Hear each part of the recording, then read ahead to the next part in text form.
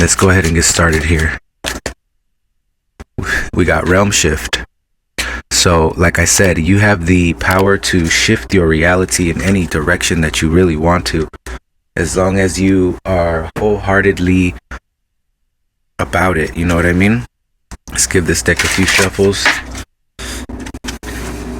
So we're currently stationed in the southeast of San Diego, so it's kind of loud in the background. I apologize. Things have been kind of wild the last few months, but here we are making it happen, baby. We got the Fool's Embrace, transmuting pain. That's what I'm talking about, baby. The number 22. So like, you always have the opportunity to shift things around, right? If you can, if something hurts you, right? Like if you feel hurt by something someone did or said, like, you can figure out where that's stemming from, right? And look, it says netcaster preparations come to fruition. So you can figure out where that's coming from and you can transmute that pain. And what that means is, like, use that pain as a catalyst, right? Instead of using it as a crutch or an excuse or a reason to be like sad. You can be sad. I'm not saying you shouldn't be sad or mad or whatever. Like, emotions are okay. It's what we do with the energy that those emotions encompass, right? So like, emotions is like energy in motion. So when you get a feeling and it makes you want to do something, like, what is it that you want to do, right? Because you can either be destructive or you can be constructive with that energy. So like, for instance, anger is a very powerful energy.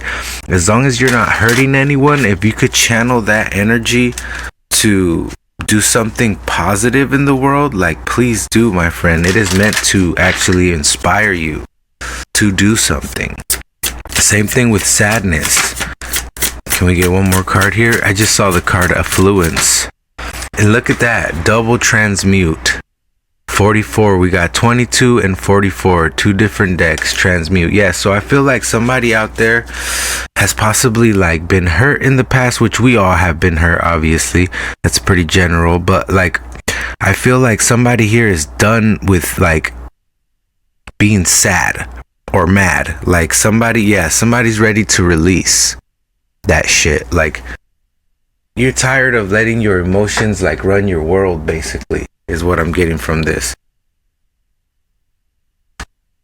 And that's that feeling I'm talking about, like when you just had enough, when you're just like, yo, it's time to make a difference. It's time to do something different. Try it a different way this time. And what this is telling me is that you have the absolute power to shift your realm, my friend.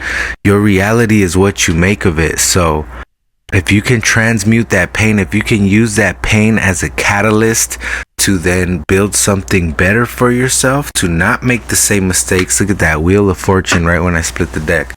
Yeah, I think if somebody out there, whoever this is for, if this is resonating with you, that your luck is about to change, but it's up to you. It's up to you to like transmute that pain, have that fool's embrace, give yourself some slack. You know, forgive yourself and forgive others. Forgiveness is very powerful, my friend. We got the 5 of Swords, so I feel like somebody's all up in their head about something. Somebody's like thinking too hard about something that somebody did or something, and meanwhile somebody else is out there like, I don't give a fuck. Like, they don't even think about this anymore, you know? And meanwhile, you're still stuck on some kind of pain, like, oh wow, look, we got the Lovers.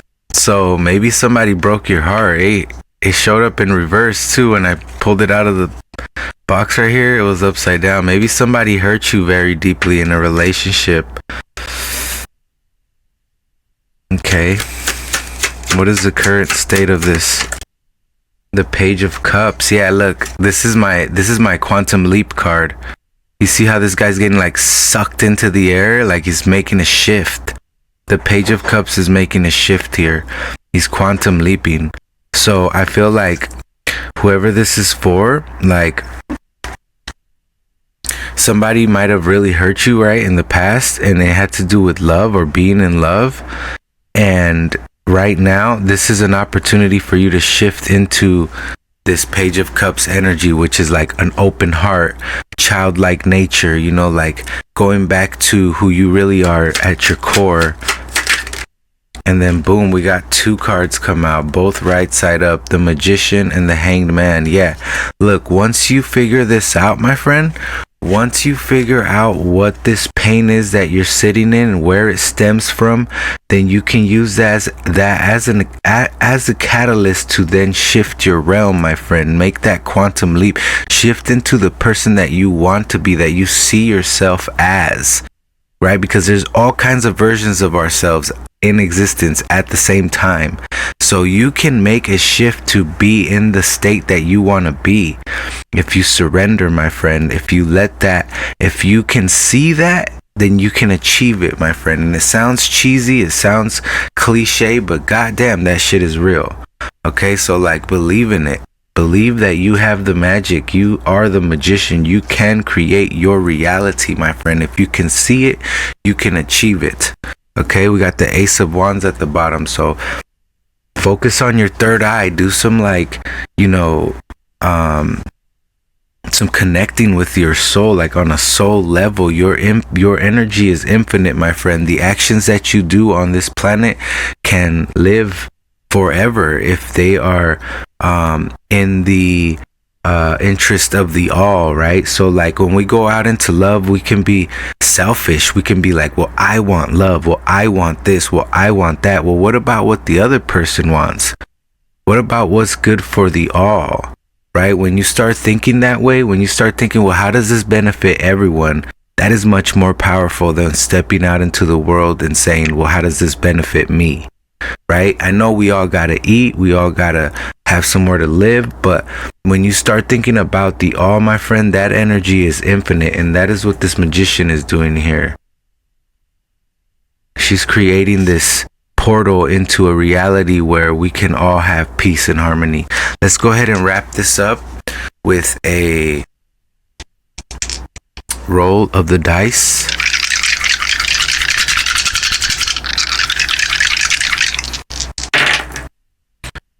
We have here Venus, yep, and Leo. Oh, and what is this? It kind of landed on the edge, but I'm seeing the 11, so I'm gonna take the 11th house. So Venus is about love, is about business, is about getting paid. The 11th house has to do with community, the collective. Remember what I just said about the collective, friendship, social circle, wishes. So earned wealth. So this has to do with you, like, shifting your perspective from the self, right, like to the all. Like, how can I make a difference in the world, in love, in business? You know what I mean? And we got Leo, which is about like self-expression, you know, and being confident in yourself, being creative. So this is beautiful energy here. I think somebody here has had enough of like being sad or being mad or being like down in the dumps, like this, all up in your head, right? I think somebody's ready to step out into new beginnings here and make that quantum leap. All it requires from you is a little bit of surrendering and a little bit of magic, my friend, and you can do it. I believe in you. Thank you so much for being here, my friend. That is the message for today. I love you so very much. Have a beautiful, prosperous year ahead. Namaste, stellar, you beautiful souls. Love, light, healing, longevity, peace, and harmony. Until the next one, I'll see you later. Bye.